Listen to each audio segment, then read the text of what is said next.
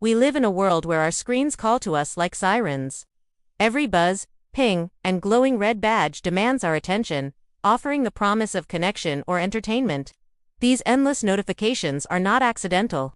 They are designed to deliver constant dopamine hits. Each scroll through an infinite feed and each like on a photo gives us a fleeting sense of reward. Yet beneath that thrill hides a cost we rarely calculate: our fractured attention spans, our lost ability to do deep work, and a creeping mental exhaustion that follows us everywhere. I know this feeling well. For years, my mornings began with a phone screen and my nights ended with it. I'd spend hours scrolling, never fully satisfied, always hungry for the next post, the next update, the next meaningless distraction. I felt wired and restless, but rarely fulfilled. One day, I realized I wasn't living intentionally anymore. I was reacting, my time shaped not by my own choices but by algorithms. Something had to change. That realization led me to the philosophy of digital minimalism. It is not about going off the grid or abandoning technology completely, but about using it on purpose. It is about aligning our digital habits with our deepest values and asking what really matters.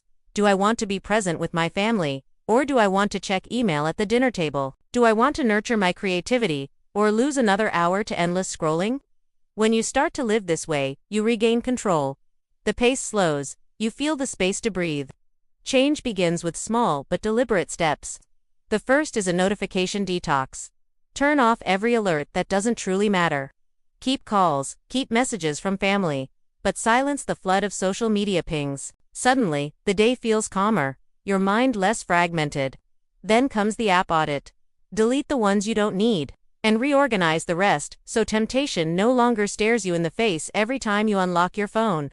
Finally, set boundaries through tech-free zones. Keep devices out of the bedroom to sleep better. Make the dinner table a sacred space. These little walls protect your mind and restore your focus. But minimalism is not just about subtraction, it is about nurturing what matters. Once the noise is cleared, you can choose what you allow in. Curate your feeds with intention. Unfollow the chaos and follow the voices that inspire. Use technology not for distraction but for growth. Language learning apps, productivity tools, guided meditations. These platforms can serve us well if we use them mindfully. And most importantly, build habits that bring you back to the real world. Walk without your phone. Have coffee with a friend without interruptions. Read a book, write a story, paint a picture. These are not small pleasures, they are investments in the life you want to live. Sustainable digital well-being is a long game. It is not a one-time fix, but a practice. Every few months, review your habits. Notice when new apps creep back in or when you've slipped into old routines. Adjust, refine, and find your balance. What works for me may not work for you, and that's okay. Some people need a complete break from social media, while others find harmony by limiting it to a specific time each day. Digital minimalism isn't about strict rules. It's about finding your personal sweet spot where technology supports your values rather than undermines them. The rewards are profound. Imagine a calmer mind, no longer buzzing with distractions. Imagine conversations that feel deeper because your phone isn't on the table. Imagine the satisfaction of finishing meaningful work without checking notifications every 5 minutes. This is what it feels like to reclaim your attention. In the end, it's not really about technology at all. It's about living with intention. The world will only grow noisier, with more apps, more alerts, and more ways to pull us away from what matters. But we are not powerless.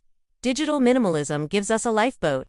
It gives us the chance to choose depth over distraction, clarity over noise. Our attention is ours, and how we spend it is how we live our lives.